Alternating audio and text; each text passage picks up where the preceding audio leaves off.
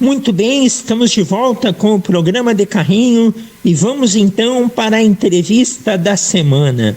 Conselheiro desde 1997, sobrinho de um histórico dirigente colorado, o convidado de hoje do programa de Carrinho está desde o ano passado à frente da vice-presidência de futebol do Internacional. Emílio Papaléu está aqui com a gente. Boa tarde, Emílio.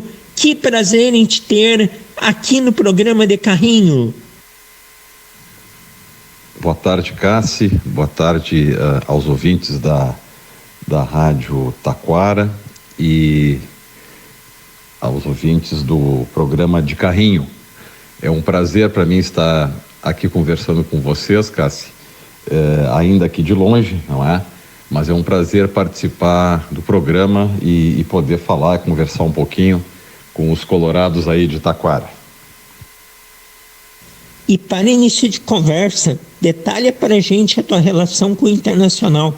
Paixão de infância, vivência de clube, relação com seu tio, falecido Carlos Papaléu, até esse momento de hoje aí, à frente de uma função tão importante como é o futebol colorado.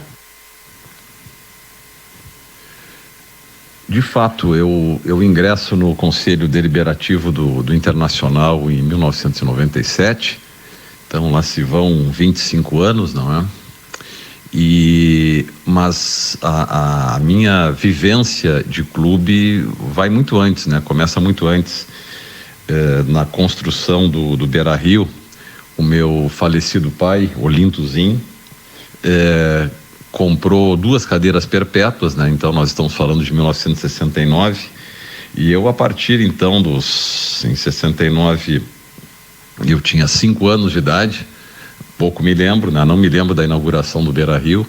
Eu fui me dar conta mais do que era futebol mesmo na década de 70, e com toda a felicidade, né? Porque na década de 70 foi que o Inter deu aquele salto, né? de qualidade no cenário nacional, né? Levantando 3 canecos, né?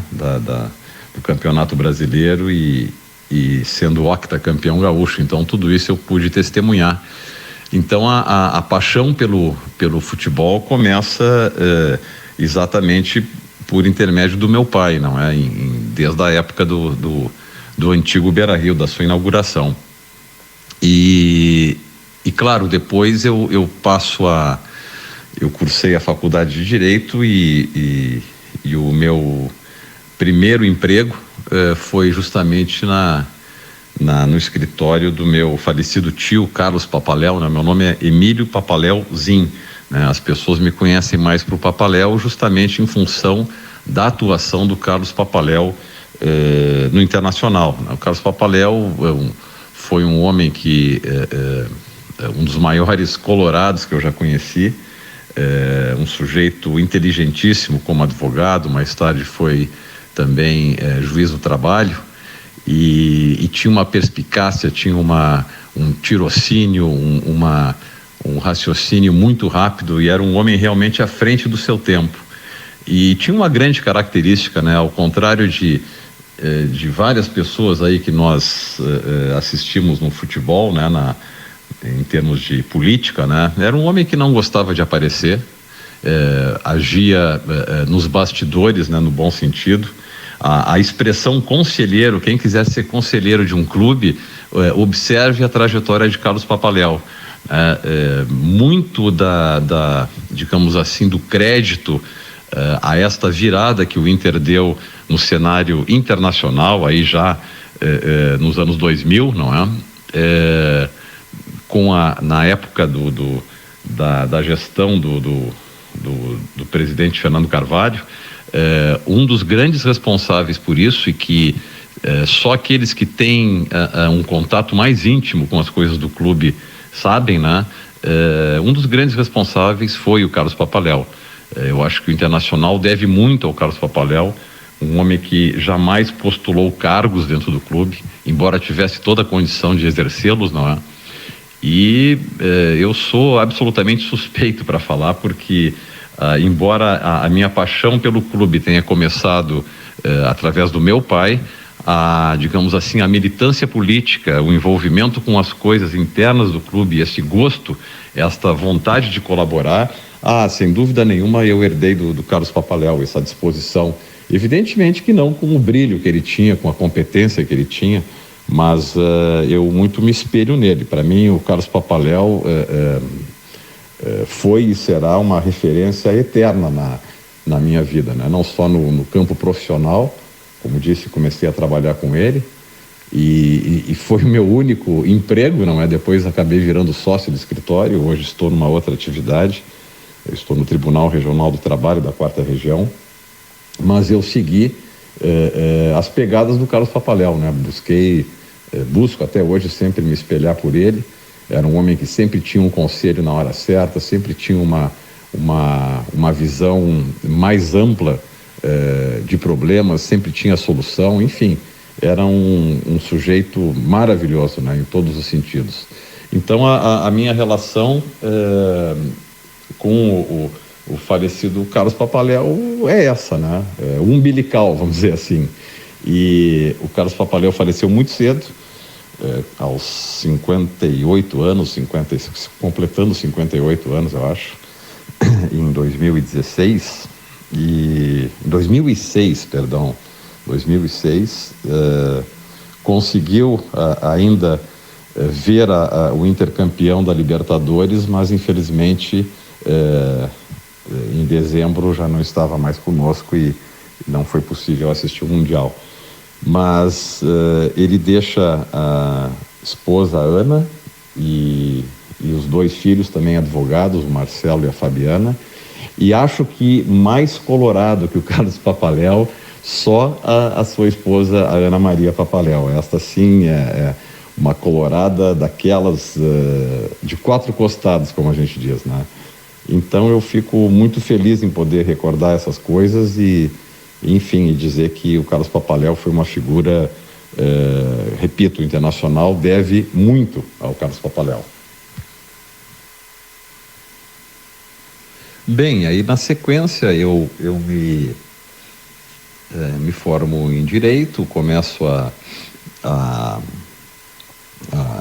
advogar na Justiça do Trabalho e na época que entro no escritório foi um tempo em que, engraçado isso, antes que para que a pessoa fosse conselheira do Inter, né, era necessário que tivesse alguma prestação de serviços em prol do clube, né? Naquela época, puxa, nós, acreditem os senhores, nós não tínhamos, hoje nós devemos ter no Internacional, acho que 14 ou 15, por aí, movimentos políticos, né? Naquela época não existia isso, era oposição e situação, né?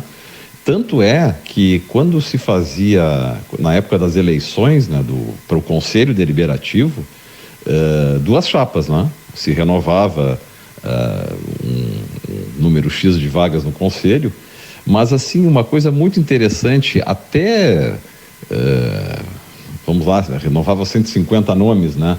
Os 20 primeiros, ou 25 nomes primeiros, né, das 2 chapas, eram coincidentes, porque independente de pensar dessa maneira ou de outra, era importante que aquela pessoa fosse conselheira do clube, né?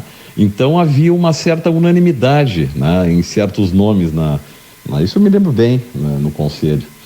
E, bom, depois a coisa mudou.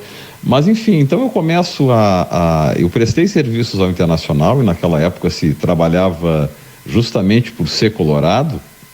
Aqui eu não estou entrando no mérito sobre digamos, o dever de se remunerar ou não o profissional que entrega o seu tempo para o clube, isso aí é outra discussão, mas a verdade é que eu achava o máximo, puxa, eu sou advogado do Inter, né?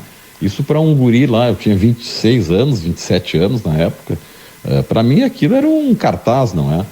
Então atuei muito em favor do Inter nas ações trabalhistas, eu me lembro que, e também na federação, no tribunal desportivo, não é? Eu me lembro de ter atuado nos processos que o Silvinho, aquele ponta esquerda, moveu contra o Internacional, depois aquele técnico Ernesto Guedes, mais para frente, o próprio Mauro Galvão, né, quando saiu do Inter ele foi para o Bangu. Então, eu sempre prestei serviços para o clube, claro, no escritório de advocacia que tinha junto com o Carlos Papaléu. E a partir então aí comecei a me envolver politicamente, coloquei meu nome à disposição e lá pelas tantas ingresso lá na suplência de uma eleição. Faleceu o conselheiro, que eu não me recordo o nome, lá em 1997, eu ingresso no conselho. Então, desde então, eu presto serviços ao Inter e a partir daí participei de tudo. Concorri à presidência do conselho, concorria como vice-presidente já na chapa que foi liderada pelo Roberto Sigman e o Eduardo Hausen. Estive em 3 movimentos políticos distintos, né? O movimento Intergrande primeiro, depois estive no Coração Colorado e ultimamente estou no I9 Inter, né? Então a minha trajetória até aqui é essa. Muito bem, aí abreviando já o tempo, né? Nesta última eleição, a gestão que está no poder está amparada numa aliança de 3 movimentos políticos, não é? O I9 Inter, o Convergência Colorada e o Academia Colorada, que é o movimento político do presidente Alessandro Barcelos. Então houve uma composição de nomes para o Conselho de Gestão do Internacional, acolhendo diferentes pessoas de movimentos políticos desta aliança, né? Lá estão o Dani Dubin, que é do I9, o Humberto Busnello, o Arthur Calef e o Bortolini, né? Compondo o Conselho de Gestão, que são 5, né? 5 eleitos, né? Muito bem, aí essa gestão assume com um vice de futebol, que era o João Patrício Herman na época. Em agosto do ano passado, o João Patrício sai da vice-presidência de futebol e o presidente Alessandro me convida, né? E eu disse a ele: olha, Alessandro, eu estive no futebol em 2010, eu fui convidado pelo Roberto Sigman, que era então o vice de futebol da época, para ser diretor de futebol. Na época que o técnico era o Celso Rotti, depois veio o Falcão, né? E então, mas a minha experiência no futebol na época, imagina 2010, lá se vão 12 anos, né? Mudou muito, né? Primeiro, nós nem tínhamos o CT que hoje temos. E segundo, as coisas eram feitas naquela época de modo mais romântico, menos profissional do que é realizado hoje, né? Não se falava em diretor técnico, não se falava em diretor executivo, não é? Nós tínhamos uma supervisão de futebol, as coisas eram feitas mais, como todos faziam, né? De forma mais amadorística. Então eu aceitei a incumbência o chamado do Alessandro, digo, não posso recusar em ajudar meu clube, né? Disse a ele que tinha limitações profissionais de tempo, né? Eu não posso, faço o possível para acompanhar a grande maioria dos treinos e também a comissão técnica nas viagens, né? Claro que aqui nos jogos vou a todos, mas há alguns embates que são especialmente fora do país, que eu tenho dificuldade de acompanhar em razão do tempo que me toma. Eu tenho a minha atividade preponderante, eu não consegui compatibilizar as duas atividades. A minha vice-presidência, ela é temática, não é? Ela é uma vice-presidência política. Eu não exerço cargo de direção nem técnica, que isso é do Paulo Autuori, e muito menos executiva, que isto é feita, né, essa gestão do departamento, essa parte é realizada pelo William Thomas, né? Não existe mais espaço para aquele vice, é bom que os ouvintes saibam disso, né? Não existe mais espaço para aquele vice de futebol da década de 90, pelo menos, que fazia tudo, né? Que negociava com empresários, que pessoalmente contratava jogadores. Hoje o futebol tomou uma dimensão tamanha que nós temos que ter pessoas profissionais cuidando de áreas específicas. Essa história de dar pontapé na porta do vestiário, isso tudo digamos assim, é folclore hoje, tá? Não se faz futebol mais assim. O vice-presidente de futebol é um elo que existe entre a direção, digamos, constituída, o conselho de gestão constituído, e o departamento de futebol. É claro que ele se posiciona, ele fala em nome do clube externamente, como eu estou fazendo aqui, inclusive, mas digamos assim, as decisões, elas são tomadas, evidentemente, com a participação do vice-presidente de futebol, mas em conjunto com profissionais que são da área. Então, mais ou menos, eu defino assim a trajetória até este momento.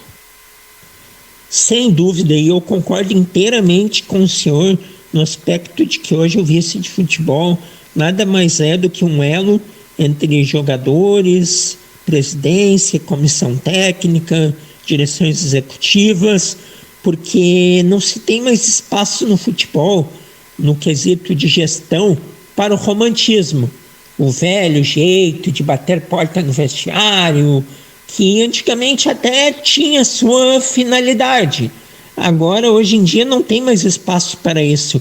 E a gente aqui no Rio Grande do Sul parece ter um pouco mais de resistência a essa profissionalização no futebol. É importante que a gente coloque isso.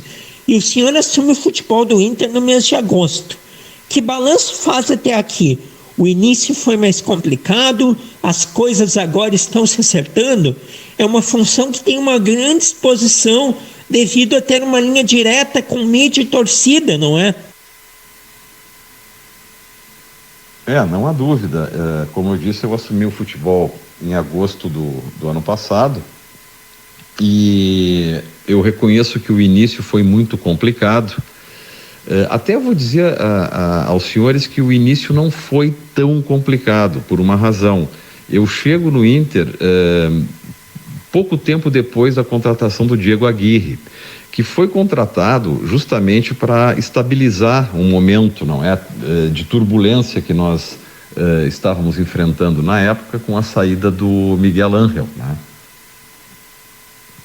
Então chega o Diego Aguirre, profissional identificado com o clube, tinha sido jogador, já tinha treinado o Inter, com uma comissão técnica nova, e ele entrega no primeiro momento tudo aquilo que nós precisávamos, que era o quê? Uma serenidade, uma calma, né? Uma estabilização. E se vocês se recordarem, foi justamente neste momento, foi naquela virada de chave lá que nós tocamos 4-0 no Flamengo, depois empilhamos algumas vitórias e passamos a disputar a parte de cima da tabela. Houve um momento que o Internacional acho que ficou em 5º lugar no Campeonato Brasileiro.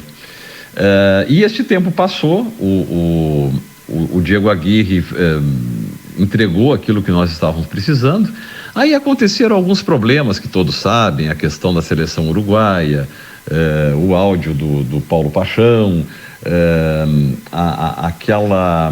toda aquela preparação, aquela motivação que nós tivemos no Grenal, o Grenal dos Caixões, né, do Patrick, porque aquilo ali pareceu que realmente nós tínhamos terminado o ano. A mobilização foi tamanha, a concentração foi tamanha para aquele jogo, que pareceu que o ano tinha acabado efetivamente. Isto foi um problema que houve.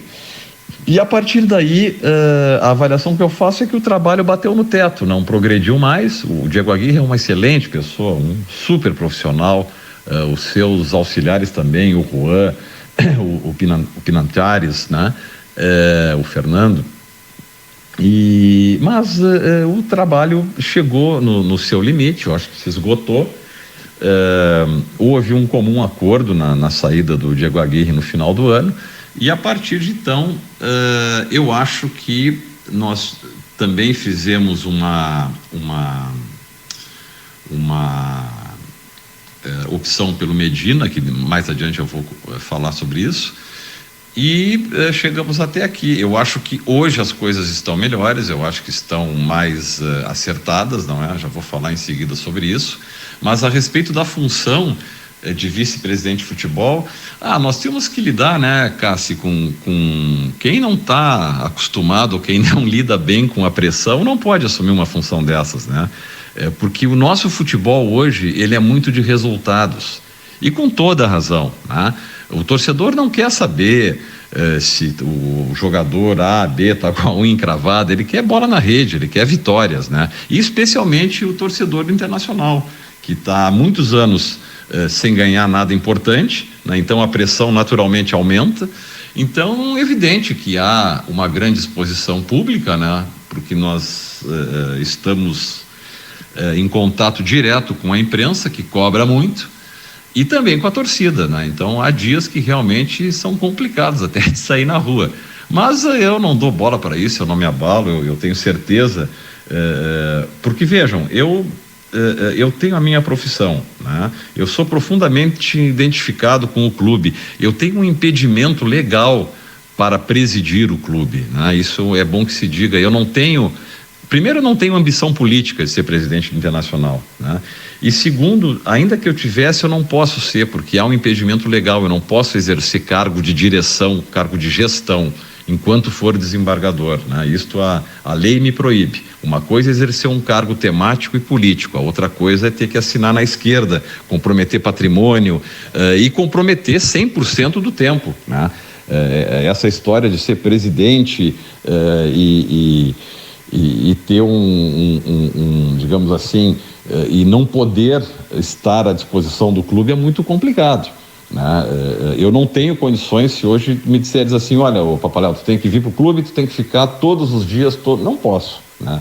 E justamente foi isso que eu disse ao presidente Alessandro lá atrás. Eu digo, olha, Alessandro, eu assumo, mas com essas reservas. Eu quero ter a liberdade de não estar aqui todo dia, eventualmente não viajar em razão de problemas profissionais. Então é assim, tem pressão, tem muita pressão. Quando ganha é uma maravilha, tu é o melhor do mundo. Quando perde, a culpa toda é tua. Tem que saber lidar com isso. É bem assim. E o Inter vem querendo retomar o seu protagonismo nas competições e para isso buscou muitas novidades. Medina foi uma delas. O quanto foi difícil ter que rever um caminho adotado, já que se acreditava muito no projeto. Eu acho que tu tens razão. O Inter, é claro que está tentando retornar, né, ter de novo aquele protagonismo, aquele destaque que sempre teve nas competições, né? Aliás, foi com esse discurso que essa gestão assume o Internacional. O sócio acreditou no projeto. Eu acho que o Medina não foi um erro. Não foi um erro. Como eu disse, o futebol, ele precisa de tempo internamente para dar certo. O futebol é repetição, o futebol é cultura, né? Não se nós pegarmos aí, nós temos vários exemplos aí fora de clubes que têm dinheiro, que têm profissionais bons, mas que não estão dando certo, né? Agora, o Medina, o que me parece, e também é um sujeito fora de sério, é um baita cara, assim, não só na sua como ser humano, né, mas como profissional, leva a sério, né? O que, na minha opinião, o Medina não teve tempo para colocar em prática os seus resultados, né? Houve um momento que nós não tínhamos mais o que justificar, né, para a torcida, né, para o externo. A derrota que nós sofremos, a desclassificação que nós tivemos frente ao Globo é inexplicável, não tem explicação. E olha, eu respeito todos os adversários, inclusive me perguntaram agora, na véspera do jogo contra o Guarenha, qual era a expectativa. Eu disse, olha pessoal, quem está disputando a Sul-Americana não é por nada, né? Nós temos no cenário nacional, por exemplo, times que vieram estou falando do Campeonato Brasileiro agora, times que vieram da Série B, tipo Botafogo, né? É um exemplo deles, o próprio Goiás, né? Que estão fazendo campanhas boas no Campeonato Brasileiro. também temos aqueles que estão surpreendendo negativamente, como o Fortaleza, e que foi, no ano passado, um dos grandes destaques. Então, o futebol está muito parecido, está muito parelho, não é? São 11 contra 11, nem sempre se tem aquele talento que faz a diferença dentro de campo. O futebol talvez seja um dos únicos esportes coletivos onde, isso não acontece no basquete, não acontece no vôlei, né? Onde o favorito nem sempre é o vencedor, e talvez aí esteja a beleza do futebol, né? Este imponderável, né? Às vezes começa um jogo, o favorito toma um gol espírita aos 5 minutos e desestrutura toda a equipe, a torcida começa a vaiar, né? Então há uma série de fatores imponderáveis que fazem do futebol essa beleza que é. Então eu acho que, mas o que acontece? Nós caminhamos na contramão do tempo, ao passo em que nós temos que criar a cultura, criar a repetição, criar o ambiente para todos favoráveis para que dê certo. Nós não podemos nos dar o luxo ou ter o azar de o resultado não vir, pelo menos um resultado razoável a curto prazo. E foi exatamente isso que aconteceu com o Medina.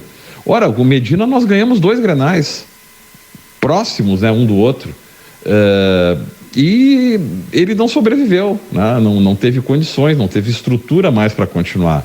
E lá pelas tantas a gente tem que criar um fato que é a troca do comando técnico, né? Mas eu acho que o projeto não foi abandonado. O projeto não foi abandonado. Que projeto é? De ser competitivo, de voltar a disputar as grandes competições no topo da tabela. Isso não foi abandonado. Nós não estamos diminuindo o internacional, né? E acho que rever o conceito, realinhar o foco é uma grande virtude, né? Eu acho que nós aprendemos com os erros, né? Então, e nisto aí eu já vou para a pergunta seguinte, se tu me permitires, que é exatamente quando tu falas da transformação e nas mudanças e como se chega ao nome do Mano Menezes, né? E quais os reflexos que tem trazido, além da melhora do desempenho da equipe. De fato, o Mano um técnico consagrado, não é, Cássio? É um técnico de seleção brasileira, é um técnico muito seguro, e era o que nós estávamos precisando. De novo, uma estabilidade, uma referência no vestiário, para que nós tivéssemos a condição de realinhar o nosso caminho. E dentro, né, não foi só humano, as pessoas se enganam, né? Nós fizemos 2 aquisições importantes. Repusemos o executivo de futebol, o Paulo Brax deu a sua importante colaboração, veio o William Thomas agora, que tem um trabalho magnífico já prestado em outros clubes, e como referência técnica dentro do vestiário, na direção de tudo isso, está o Paulo Autuori, que é um ex-treinador, que vitorioso por onde passou, né? Já treinou internacional, tem um acúmulo de experiência. O Paulo Autuori é um cara que sempre tem uma história para contar, de um lugar diferente, é um sujeito que acredita sobretudo no projeto. Ele acredita que futebol se relacionam todas as áreas de um departamento, a fisiologia com a fisioterapia, com a parte executiva. O Paulo defende esta tese de que o futebol não pode ser o campo do futebol não pode ser uma célula apartada de toda essa engrenagem, né? De um profundo cuidado que se deva ter com a questão clínica dos jogadores. Nós temos um calendário que é cruel, que não há tempo muitas vezes para os jogadores se recuperarem. Vocês devem ter notado, seguidamente nós temos problemas de interrupção de atividades de alguns atletas em razão ou de cansaço muscular, ou de desconforto disso, daquilo. Isto é complicado, né? Nós fizemos um jogo no Paraguai na quinta-feira passada e já entramos em campo em seguida. Então, essas coisas são importantes e parece que são de segundo plano, mas não. Elas estão presentes e cada vez mais importantes. Mas o impacto trazido pelo Mano é altamente positivo, né? Eu não estou aqui falando só de resultado de campo, porque o resultado mesmo ainda não veio, porque se nós tivéssemos, por exemplo, né, vou pegar 3 jogos, tá, do Campeonato Brasileiro. Os jogos contra o Corinthians, contra o Avaí, primeiro lá contra o Juventude, depois o Avaí, depois o Corinthians, né? O Juventude, nós tomamos um gol, um crime aos 48 do segundo tempo, né? Podíamos ter ganho a partida. O Avaí, nós massacramos no Beira-Rio, perdemos uma série de gols e o resultado terminou 1-1.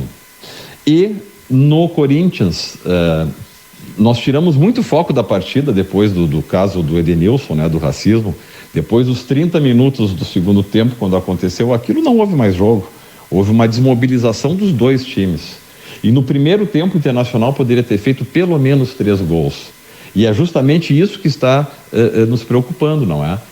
Nós demos essa virada agora, no 5-1. Mas a dificuldade no último terço do campo, ela acontece.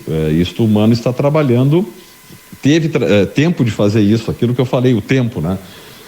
Ele teve tempo de fazer isso na semana passada e está tendo tempo de fazer isso agora, para justamente corrigir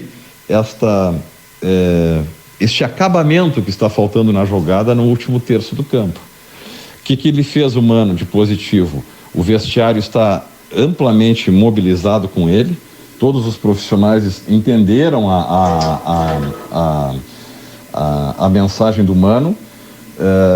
Ele desde logo imprimiu, na minha opinião, uma mudança importantíssima que foi no sistema defensivo do Inter.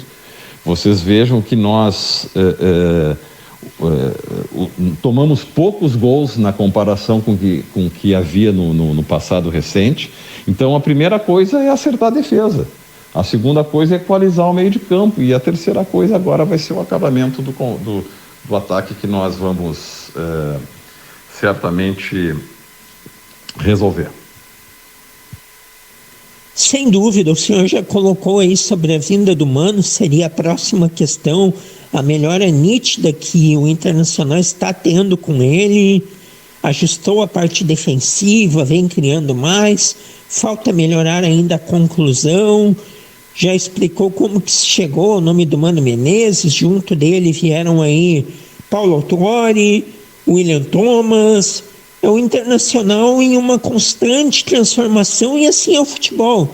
Mudança de rotas, de planejamentos, fazem parte do esporte e é perfeitamente normal que isso aconteça. E as questões de contratações, senhor Emílio Papaléu? Está satisfeito com as contratações que o Inter fez nesta temporada, especialmente nessa transição entre Medina e Mano? Houve a descoberta de jogadores que o grande público não lembrava ou não conhecia, não é? A minha avaliação é altamente positiva das contratações que fizemos, né? Nós fizemos 14 contratações, incluindo aí o D'Alessandro, né? Vejam, hoje nós temos, eu vou me permitir aqui rapidamente, talvez eu esqueça alguém de cabeça, mas vamos lá. Nós temos a possibilidade de reposição imediata em qualquer posição.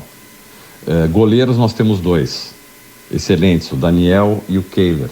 Na lateral direita nós temos o Bustos e temos o Heitor, que é o reserva imediato do Bustos, e ainda a possibilidade do mercado cair por ali caso haja uma emergência, né? Observem a volta do Heitor, como foi interessante, né, no penúltimo jogo. Ele entrou muito bem no último jogo, no penúltimo jogo, melhor dizendo, contra o o Corinthians. Depois na zaga nós temos a volta do Moledo, que vai voltar daqui a pouco, né?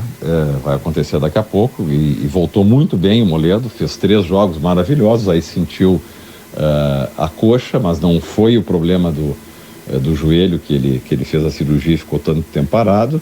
Temos o Bruno, temos o Kaique, temos o Mercado, temos o Vitão, e agora, como nós temos uma certa deficiência do lado esquerdo, não é? Da zaga, deficiência de pé, eu quero dizer. O Mano está testando o Moisés também na zaga. E isto por quê? Porque na lateral esquerda nós também temos o René, temos o próprio Moisés, temos o Paulo Vitor e temos ainda o Tauan, que vai começar a entrar daqui a pouco, né? Para o meio de campo, aí entendido o meio de campo como sendo volantes e meias, né? Temos Rodrigo Dourado, né? Que não preciso falar mais nada depois do outro jogo. Temos o Gabriel. Aí as pessoas perguntam, mas quem é melhor, Gabriel ou Dourado? Os dois são excelentes, né? O problema é que dependendo do adversário que nós vamos enfrentar, temos que aumentar a estatura do time, né?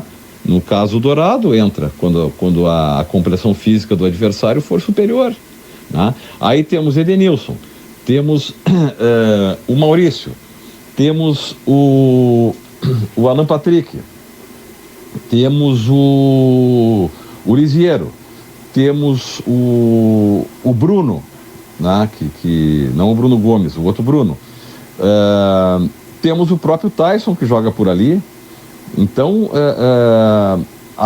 devo estar me esquecendo o Bosquilha está machucado, fez cirurgia.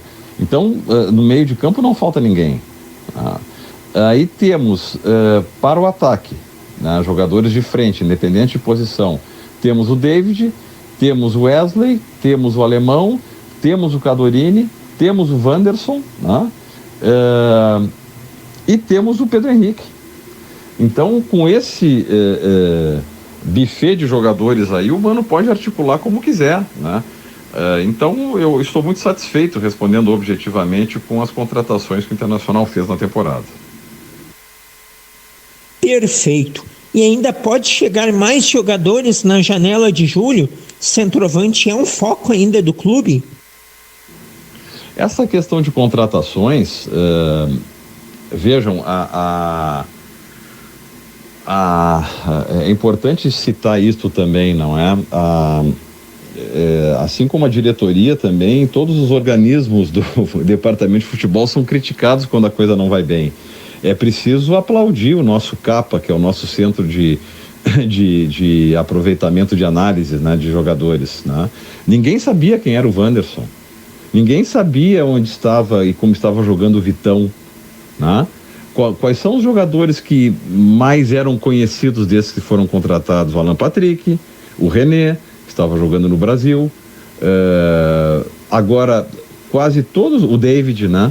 Mas o David já é do começo do ano. Mas, então, quase todos esses jogadores, se não fosse uma análise detalhada, científica, criteriosa do departamento esse de análise, que é o nosso CAPA, talvez nós não tivéssemos feito, né? Então, isso é preciso reconhecer a competência desse pessoal que trabalha conosco. Agora, é possível ou contratar equivocadamente, ou o jogador não responder exatamente aquilo que está provado que já fez? Na minha avaliação, o Wesley ainda não está absolutamente pronto, na sua melhor forma técnica para jogar na posição. É visível que ele está se recuperando e vai se recuperar. E falando em recuperação, esqueci de citar, nós temos o Cadorini, né? O Cadorini anotem aí, nós vamos ouvir falar muito do Cadorini. Eu desafio os torcedores aí que estão nos ouvindo a me apontarem 5 centroavantes no Brasil que tenham a mesma idade do Cadorini, não vale mais velho, a mesma idade do Cadorini, a mesma estatura e a mesma, digamos assim, característica na posição de centroavante. Isto, então, é um produto raro que nós temos no nosso plantel e vamos efetivamente recuperar totalmente o Cadorini, vocês vão ver. E falando em que a gente vai, eu disse que eu ia me perder, e nós temos também ali para entrar na posição do meio para frente o Bolívar, que é um talento. Este menino, também escrevam, ele vai dar ainda muitas alegrias para a torcida colorada e está cada vez que entra se afirmando mais. Quanto a novos nomes que podem chegar na janela de julho, nós estamos avaliando, viu? Nós não podemos fazer loucuras, né, financeiras. Toda vez que houver uma oportunidade, uma conveniência, porque a responsabilidade é nossa, a responsabilidade é quem está na frente do departamento de futebol, nós vamos contratar. O centroavante não é um foco, nós temos que melhorar aquilo que temos, né? Nós temos, repito, da posição do número 9 só, né? Falando só em número 9, não em atacante, nós temos Wesley, nós temos o Cadorini, nós temos o alemão, e temos na opção ali de atacantes de frente, como disse David, Pedro Henrique, o próprio Maurício entra por ali, o Tyson também, enfim. Então eu acho que estamos nesta parte bem encaminhados. Perfeito, centroavante então não é o foco do Internacional nesta janela de julho. Estamos conversando com Emílio Papaleuzinho, Emílio Papaléu, vice-presidente de futebol colorado. Doutor Emílio, claro que o título é sempre o foco, mas onde o senhor acha que dá para chegar neste Brasileirão? E a Sul-Americana é uma prioridade? Eu sou uma pessoa absolutamente otimista em termos de projeção. Eu acho que no Campeonato Brasileiro, o Internacional tem sim condições de disputar a tabela de cima, a parte de cima da tabela. Eu não estou vendo, à exceção talvez do Palmeiras, os times grandes destaques, grandes diferenças. Tanto é assim que o campeonato está absolutamente embolado, né? Nós fizemos um jogo que foi o primeiro contra o Atlético Mineiro de igual para igual, perdemos de 1-0, mas poderíamos ter muito bem empatado. De novo, jogamos contra o Corinthians e, na minha avaliação, o melhor em campo foi o Internacional. Poderia ter matado o jogo no começo, não fez. Então, com estes últimos, não digo resultados, mas muito mais a mudança de postura e a produção que o time está acumulando, eu sou capaz de sonhar sim com a parte de cima da tabela no Campeonato Brasileiro. E na Sul-Americana acho que nós vamos longe também.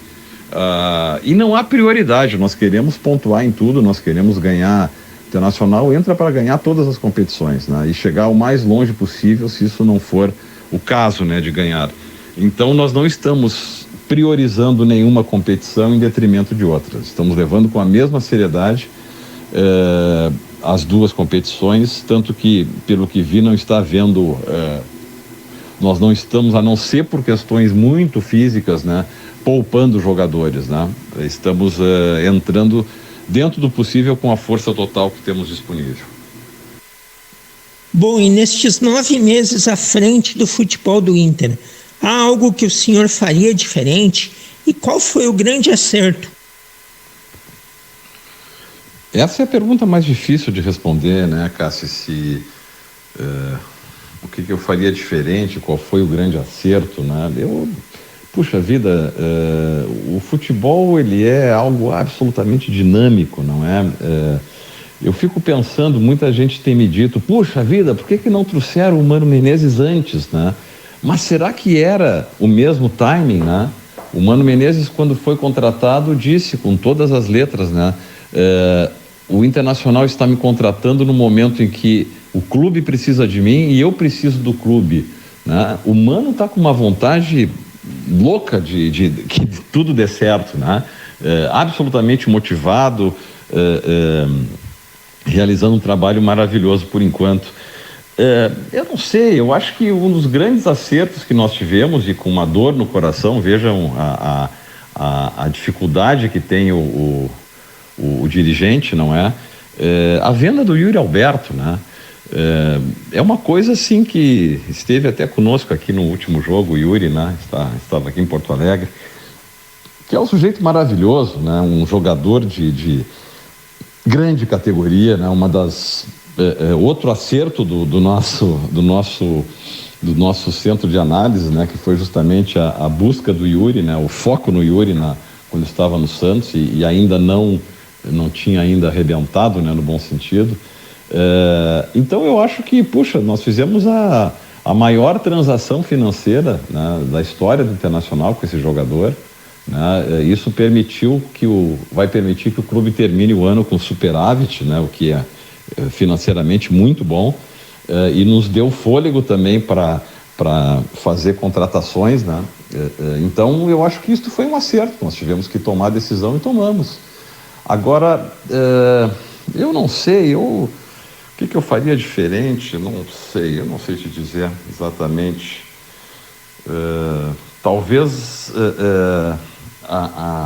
Talvez trazer o diretor técnico. Nós achávamos, né, no começo, o que acontecia? Quando eu cheguei no Internacional, nós tínhamos no vestiário o Paulo Paixão, que todos sabem quem é, uma figura de destaque nacional e mundial, né, não só como profissional, mas como pessoa. E nós entendíamos na época que o Paixão podia fazer estas vezes digamos, de apoio técnico, não é? Eu acho que não, eu acho que o Paulo Paixão é um excelente profissional, mas na área dele, né, que é a área física, né, a área de recuperação, a área de preparação. Então eu acho que se pudesse fazer diferente, eu teria trazido o Paulo Autuori antes, sabe? Como coordenador técnico já no início da nossa temporada. Talvez isso sim eu fizesse diferente. Agora, de resto, o que a gente vai fazer? É só quando a bola rola, né? Não adianta. Então, mas o principal que nós temos que entender é o seguinte: nós temos que... hoje nós temos a seguinte filosofia: nós temos que entender, saber, né? Por que perdemos, por que empatamos e por que ganhamos. E na derrota, isso já foi dito pelo Paulo Autuori em entrevista, na derrota não procurar responsabilizar especificamente alguém, né? Entender que o todo perde, né? E quando eu digo todo, os times que que tiveram o próprio Internacional, quando cai para a segunda divisão lá em 2016, não é porque o time só estava mal. Nós estávamos com fortes, profundos problemas administrativos. Então é o conjunto da coisa, isso que nós temos que ter a clarividência de entender. E também, quando se ganha, né, isso é o mais importante, não sair comemorando puramente, né? A comemoração é muito válida, mas nós dirigentes temos obrigação de separar aquilo que nos fez ganhar e fazer com que isto seja uma cultura daqui para frente, colher, aprisionar no bom sentido o crédito que tivemos, né, o sucesso que tivemos, e fazer dele uma constante. Aquilo que nós ganhamos de 5-1 do Guarenha, muito bem, aí tem as pessoas são, né, a mídia, parte da mídia é fogo, né? Mas o Internacional ganhou de 5-1, mas nenhum atacante fez gol. Olha, mas que bom, então que termine sempre assim, né? Se tiver que terminar sempre 5-1 e nenhum atacante fizer gol e nós ganharmos de 5-1, eu estou fechando agora o negócio. Então, alguma coisa aconteceu para que o Internacional ganhasse de 5-1. Então, essas coisas que nós temos que ter a sensatez, a calma, a tranquilidade de guardar também o bom exemplo da vitória.